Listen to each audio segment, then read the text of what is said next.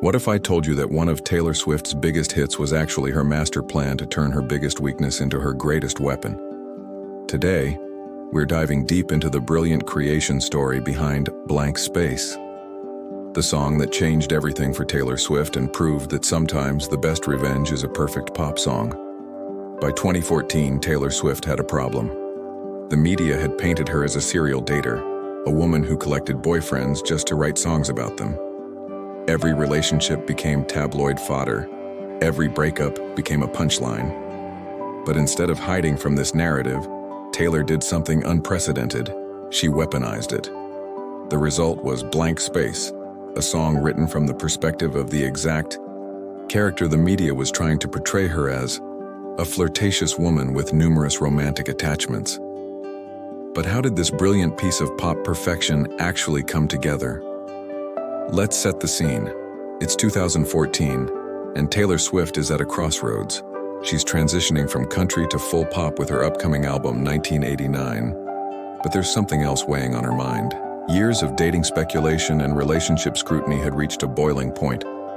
For years, Swift had been painted as boy crazy, a serial romantic who couldn't keep a relationship. The narrative was exhausting and, frankly, sexist. Male artists could date freely without commentary, but Taylor's personal life was dissected with surgical precision. After months of enduring slut-shaming tabloid character assassination and an endlessly dissected pseudo-scandalized dating history, Swift decided to channel her frustration into something powerful.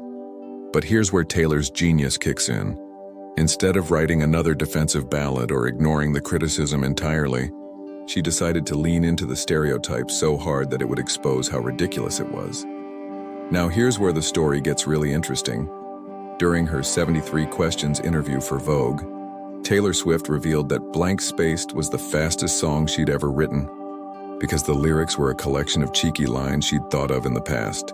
Picture this: Taylor sitting with her phone, collecting all the sarcastic, witty responses she'd wanted to say to her critics, but never could. She put the song together, like a crossword puzzle, placing the lines where they fit, choosing from the best lyrical ideas she had collected over the years. The song became a character study of the woman the media thought she was. She created this persona who was self-aware about her dating patterns, almost villainous in her approach to love, and completely unapologetic about it. But she wasn't working alone. She collaborated with pop production masters Max Martin and Shellback, the same duo who had helped her craft other massive hits. Shellback, known for his work on I Knew You Were Trouble and Shake It Off, brought his signature production style to the track. The three of them created something that sounded like a confession, a threat, and a dance anthem all at once. The production was sleek, modern, and impossible to ignore, the perfect vehicle for Taylor's satirical masterpiece. Let's talk about what made these lyrics so brilliant. Taylor created a narrator who was completely self-aware of her reputation.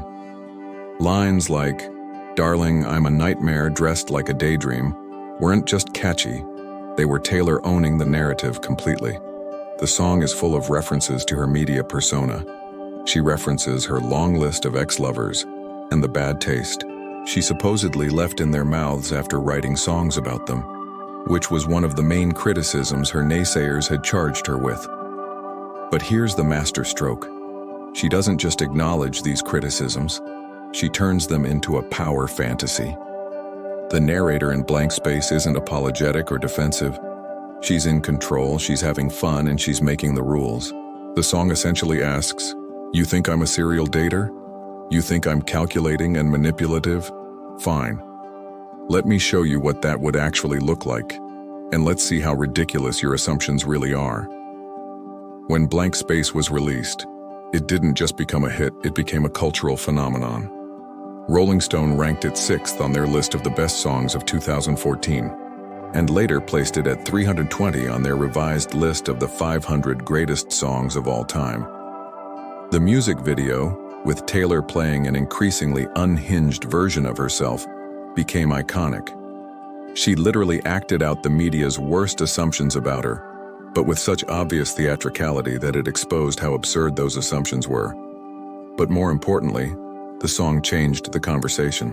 Instead of being defensive about her dating life, Taylor had reframed the entire narrative. She turned criticism into content, weakness into strength, and stereotype into satire. Critics who had once dismissed her as boy crazy now had to reckon with an artist who was clearly more aware and intentional than they had given her credit for.